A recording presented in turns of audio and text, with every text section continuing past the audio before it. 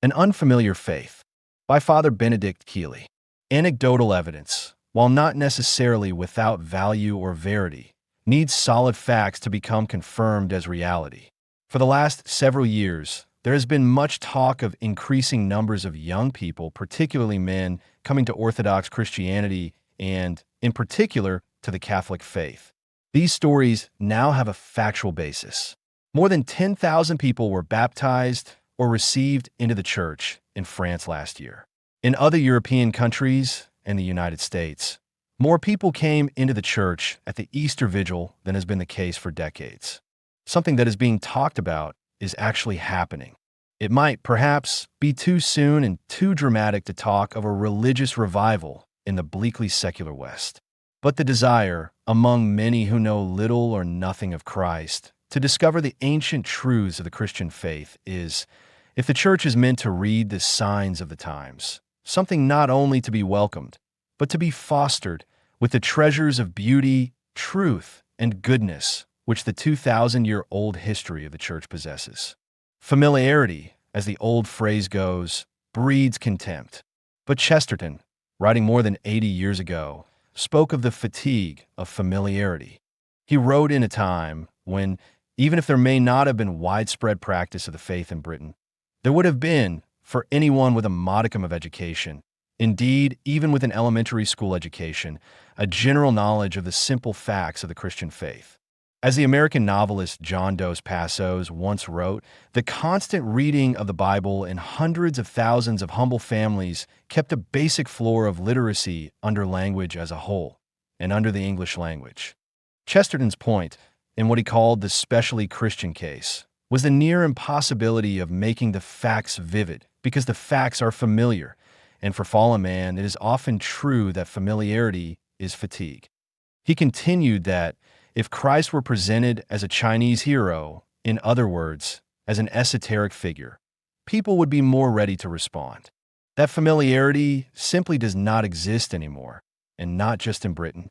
Across the Western world, as 3 or 4 generations have been successfully educated into ignorance, not only of the foundation of Western civilization, which is Christianity, but of the works of literature, music, and art which are the products of that civilization. Quotations from the Bible or Shakespeare, the knowledge of which could be assumed in the time Chesterton was writing, are now as unfamiliar as Sanskrit verse. To speak of seeing through a glass darkly, or the blind leading the blind, will not register with people who are the product of 4 years of expensive brain deprivation, known as a bachelor's degree. All this, however, should not be seen as an obstacle, but rather as a magnificent opportunity, indeed, a providential moment. There is no longer the fatigue of familiarity, because the facts of Christianity are not only unfamiliar, they are unknown. The Catholic sociologist Stephen Bullivant has spoken of the need for a herd immunity to the gospel before the faith can once again be proclaimed with better prospects of success. Unless I am misunderstanding him, it seems to be exactly the other way around. The masses, particularly the young, are not immune to a gospel they have never heard. They are ripe for infection. St. Paul walked into the Areopagus, where the Acts of the Apostles tells us people did nothing except telling or hearing something new. So, in this new Areopagus moment, the gospel, ever ancient and ever new, can ignite the same fire for a surprisingly similar group of people, divided by time but not desire. It is true that many, as at that time, will mock, but others will, and are, saying, "We will hear you again about this." We know that a Dionysius and a woman named Damaris were converted by Paul's preaching of the word to them, the kerygma. Today we have not just one Damaris and one Dionysius. Where the word is properly preached, they are many.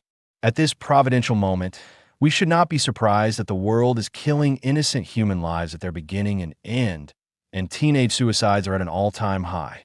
As T.S. Eliot said, an attempt is being made to form a civilized but non-Christian morality, an attempt, he said, that would ultimately fail. The freshness of the gospel, the good news of life after death, of the true meaning of what a human being is, man and woman created in the image and likeness of God, of the incarnation and resurrection, is, in fact, the only inoculation against despair. A major obstacle, of course, is that many of those charged with leadership in the church, both clergy and bishops, are, in fact, the ones most suffering from the fatigue of familiarity. This fatigue was amply demonstrated during the COVID-19 outbreak. Only a deeply fatigued group of men would have rushed, at that crucial moment, to close churches and deny people the sacraments. Salvation, incarnation, and redemption are not words or concepts in the modern lexicon.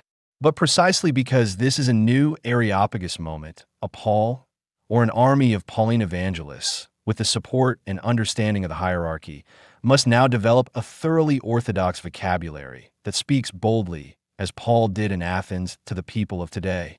Now is the time, as St. John Paul used to say, for the church to propose the message of hope, and once again, in a post-Christian and postmodern society, to capture hearts and minds eager and waiting for liberation from those age-old opponents, death and despair.